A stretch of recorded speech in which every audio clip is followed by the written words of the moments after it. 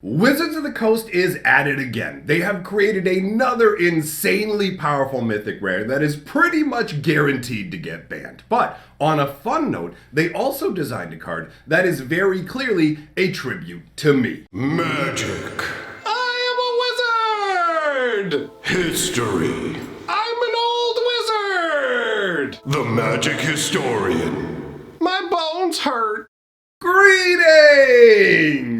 Owners of fine luxury cardboard rectangles, my friends, I hope the day finds you well because we have gathered to talk about some Kamigawa Neon Dynasty spoilers. One of the cards we're going to talk about is absolutely insane. This thing seems so crazy strong. I'm not surprised they're making it because Wizards of the Coast likes to push the boundaries now, right? But seriously, this card looks like it's cruising for a ban. And on the fun side of it, they have a card that is very clearly tribute to myself. Now, before we dive into the spoilers, just want to let you know the best story in Magic the Gathering is the Brothers War story, and that is being covered on my Fantasy Geographic Lore channel. I will leave a link to that video on the screen at the end of this one. Now, let us dive into the spoiler fun. So we're going to dive right in with the crazy overpowered mythic. This is Nashi Moon Sage's Scion, and yes, unfortunately, this is another instance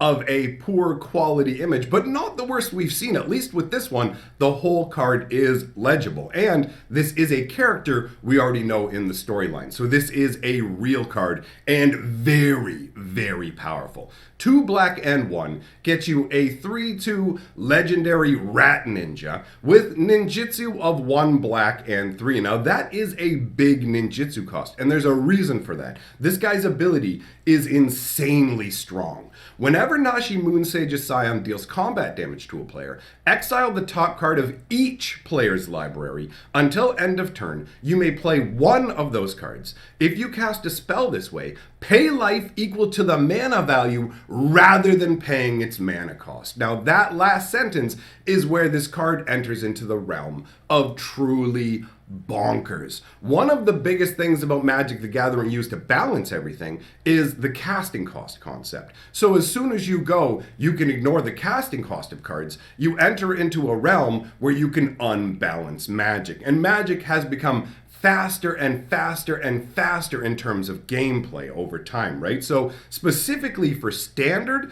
this feels like a card that will inevitably be banned, right? Every time you swing with it, it's going to give you card advantage. And it's totally crazy because it affects every player, which means it hits your deck and your opponent's deck as well. In a 2-player game, you're going to be given 2 options every time this connects. One is from your deck, which can further your game plan, and one is off your opponent's deck, which, depending on what it is, could be absolutely insane. Newer players may kind of be thrown off by the whole, ooh, I lose life equal to its casting cost, but if I cast a 5 casting cost spell, I'm going to lose 5 life. That feels terrible. But once you get into Magic and you really understand it, you realize life is just another resource. The only life point that really matters is your last life point. Whether you win the game at 1 or 100, you still win the game, right? So you manage your life like you manage other resources. Obviously, you don't want to feed yourself all the way down to 1 life so your opponent can just hit you with a little 1/1 or burn you out of the game. But at the same time, the speed this card is going to give you is incredible. If you put this out and they can't stop it right away, this is going to run away with the game for you. You're going to get the best spell off of either your decks. You're going to get to play it for free. Once you see it in action, you will truly understand how busted this card is. Anytime Wizards goes into the realm of free cast, we're playing in a realm of danger. But this is super aggressive free cast. I got to hit you for 3. Now I'm getting to play cards off the top of your deck. In most cases, I'm probably going to be able to swing in again. Basically, its ability clears the way for it to keep going. I mean, if this thing wasn't legendary, I guess people can get around it using the mirror box. Now that I think about it, you could have multiples of this out. But one of these will purely be enough to run away with games. And I do genuinely believe that this is in the realm of ban-worthy. It's just too strong of an effect. If you can't answer this immediately, you're hosed, And it can also be ninjutsu surprised onto the board. There's a reason this is mythic rare. Wizards of the Coast knows what they've made here. And again, I will reiterate it a thrice time. I do believe this guy's going to get banned. He's absolutely nuts. From a flavor perspective, this is a cool card though. This is literally called Moon Sage's Scion because this is Tamio's adopted Nezumi son, right? It's a really cool concept. I like that from a flavor perspective, and maybe we'll go more into the lore and flavor behind that in a future video. But for now, let's dive in to the next card we're going to look at, and that is Hiko Yamazaki the General. This is a pretty potent card. 1 red and 3 gets you a 3/3 legendary human samurai with trample. Whenever a samurai or warrior you control attacks alone, you may cast target artifact card from your graveyard this turn. This is interesting to see. You don't normally have effects with red where they'll just let you cast artifacts from your graveyard. This is actually an effect you would expect to see most likely in white with, most likely in blue with a side serving of white. Definitely not red, but it does dovetail nicely with that goblin that we were looking at yesterday that lets you sack artifacts and bring other artifacts back from your graveyard, right? You can sack the bigger artifact, bring back a smaller artifact from your graveyard, swing in with Hiko, and then go boom, bring it back from the graveyard. So that is a cool concept. This sort of like techno blade that she's holding is really dope, actually. I like the way it looks. It's a funky concept. I mean, ultimately, the only reason that this, I feel like, is an uncommon is its casting cost. If you were to trim down its casting cost a little bit, this would move into powerhouse realms. But to me, this is definitely an interesting design. After that, we've got Prodigy's Prototype, which currently wins the award from me for absolute goofiest artwork that I have seen in Kamigawa Neon Dynasty. So, what is the Prototype? It's 1 blue, 1 white, and 1 for a 3/4 artifact vehicle. Whenever 1 or more vehicles you control attack, create a 1/1 colorless pilot creature token with this creature crews vehicles as though its power were 2 greater. I do like that concept of these tokens. Like, yo, I'm only a 1/1, but I can actually crew at a level of 3. And this thing has a crew of 2. So, I mean, I will admit the idea behind this to me is a little bit muddy in terms of this is a prototype that was developed by a Prodigy. So, some Prodigy built this mech, right? But when the mech swings, it creates pilot tokens. But the pilot already has to have existed to build the mech.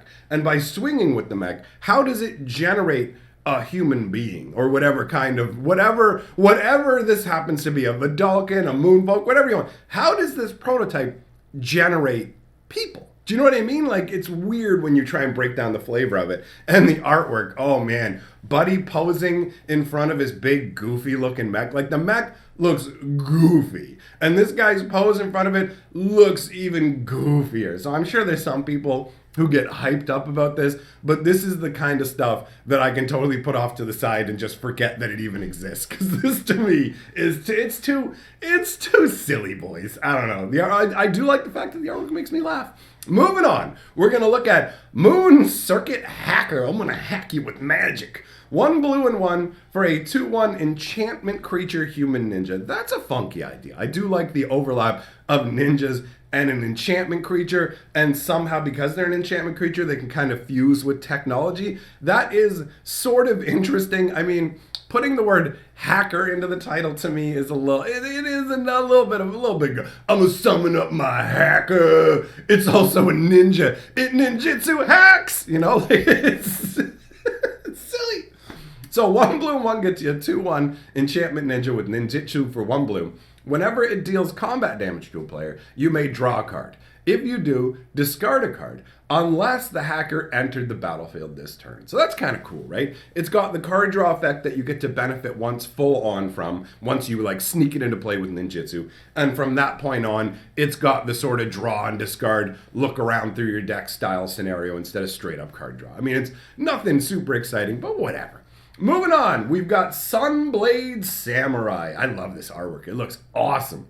1 white and 4 for a 4/4 enchantment human samurai. This is a weird one. It's got vigilance, but it also has channel, which may as well be cycling, which may as well be basic land cycling, but slightly better. So, channel, pay 2, discard Sunblade Samurai, search your library for a basic plains card, reveal it, put it into your hand, then shuffle. You gain 2 life. So it's hilarious to see that channel is being used as essentially a cycling variation, right? Obviously, a lot of abilities have overlap, but out of every channel card I've seen, this is the one that really screams kicker to me. The 2-mana pitch it, obviously that right there is the cycling concept to me. As soon as you go, oh, you can get a basic plains with it, then that's plain cycling, but they're slapping 2 life onto it, a la that lesson from Strixhaven that lets you look through your deck for, what was it, Environmental Sciences? Lets you look through your deck for a land and gain 2 life. So, I mean, let's be very real. This is overall an underwhelming card that might maybe make it into one of the current era, like,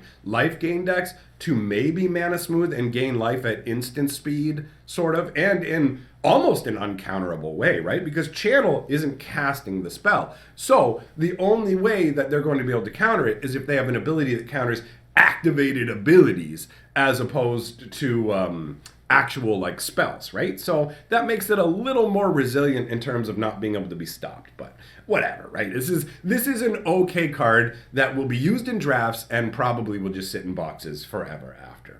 Unless there's some kind of deck that can benefit from like massive amounts of plane cycling.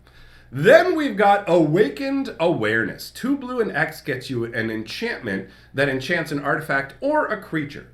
When Awakened Awareness enters the battlefield, put X +1/+1 counters on enchanted permanent, and as long as enchanted permanent is a creature, it has power and toughness 1/1.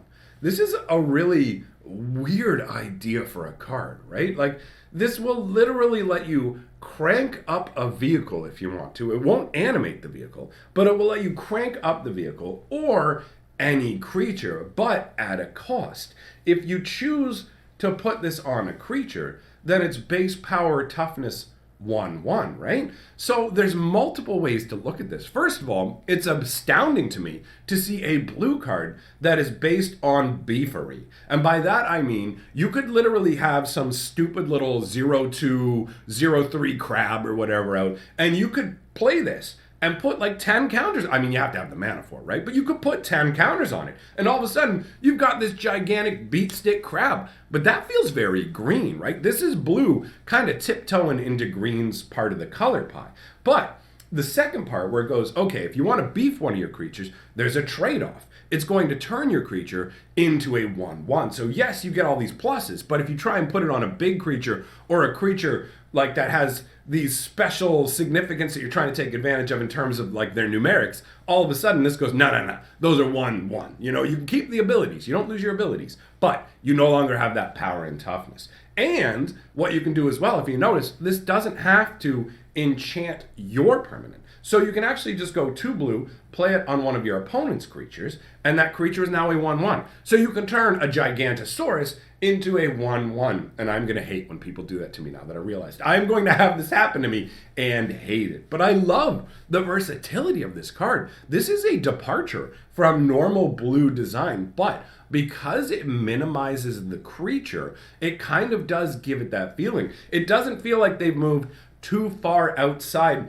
of how blue does things, because you're basically using this enchantment to do it in a weird way. It does step somewhat outside the blue, but I don't know. Either way, I really like the design of this card. I think this is interesting design space. It doesn't feel overpowered, and it feels versatile because it can be used both defensively or on the offense, right? So, solid package. Now, let us talk about the tribute card to me, Historian's Wisdom. I mean, come on, it's got Historian in the name. It's a green card. I play green. It's talking about historians being wise, and I've got 4 arms. This is 100% based on me. So 1 green and 2 for an enchantment that enchants an artifact or a creature. When it enters the battlefield, if enchanted permanent is a creature with the greatest power among creatures on the battlefield, draw a card. And as long as enchanted permanent is a creature, it gets +2/+1. So you may notice already that this is essentially part of a cycle with Awakened Awareness, where you can put them on an artifact or for a creature, they have a trigger that happens upon entering the battlefield.